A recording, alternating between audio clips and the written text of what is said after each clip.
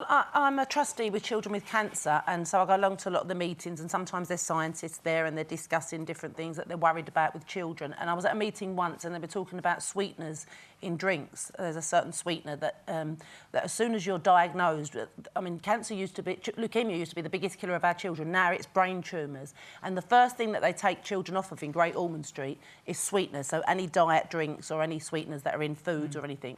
So there's obviously we would have link. to say that they would dispute this link. Yeah. I mean, I know there's a lot of research. Yeah, so that was the first thing I I did when I came home from this meeting was take everything out of the cupboard that had sweeteners in it. All the diet drinks, you know, all the fruit juices. What about your kids? Do you manage to get the message across to them? Yeah, I do. And you. I've told my friends, I've told everybody how dangerous this is and that it shouldn't be in diets. And in certain countries now, they've got levels of this sweetener that you shouldn't have in drinks. So do you think that we have a responsibility then to make sure that we're informed about the stuff that is out there and to make lifestyle choices that will keep us but as a lot healthy of as the possible? research that you're reading in newspapers is funded by food manufacturers and people with a vested interest. So every day you open a newspaper, and last week sugar was going to kill us. Well, that is ridiculous because sugar is perfectly OK in small amounts. And if you put... Well, I mean, I think they're talking about an excess amount of sugar and I the fact know, that it is in a lot of foodstuffs that people don't realise that it's in. If you buy ready meals and you buy stuff that's already prepared, obviously there are very unhealthy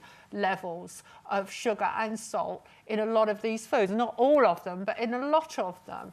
So I personally try to make my food myself. I try not to buy stuff that's ready-made. And I realise a lot of people watching this programme go, well, it's all right, Janet hasn't got kids, she's got the time, blah, blah, blah. But that is the decision that I took. And sometimes, yes, you are tired, but you feel you're more in control of what you're eating if you do make it. But where does the fun kick in and the fear just end? Because I feel like we are fed, actually, a more dangerous diet, and that diet is fear.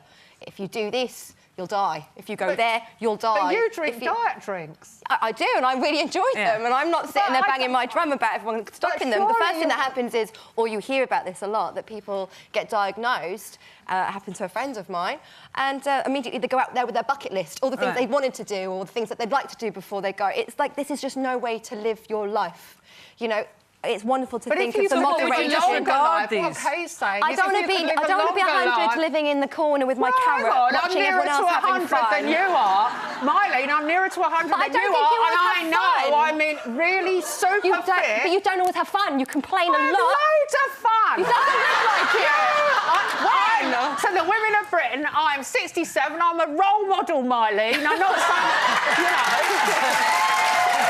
You won't see many pensioners looking like me. I agree with you on that, and I think you are fabulous and look fabulous. No, it's but flattering. you're always happy, Janet. You're not always happy. I'm happy when I'm not around you, Myleene, funnily. Well, that's a lie. No, Myleene, can I ask, do you think it is an age thing? I mean, you're considerably younger than all of us, not just Janet. What age are you? I'm 35. Right. Do you think there might come a stage that kind of kicks in? Because I certainly feel differently now at 37 than I did at 35. Look, you know, ultimately, I am a mum, and I do feel that, you know, I feel that fear all the time. I feel that the fear of, am I doing the right thing by my children? Should I be feeding them this? You know, how do I make myself, ensure that I'm around for longer so I am here for my children? There's all those things that come up. And then, you know, recently I went on a trip with a frontline journalist who gave up working on the front line because he was so worried about the impact it's going to have on his children. He was in a favela, we were in Brazil, he put the window down and he nearly fell 20 foot out of it. Yeah. I mean, it goes back down to the whole idea of the surfing story. It's just, where do you start getting that balance in your life as well? Not living with fear. That cancer's going to...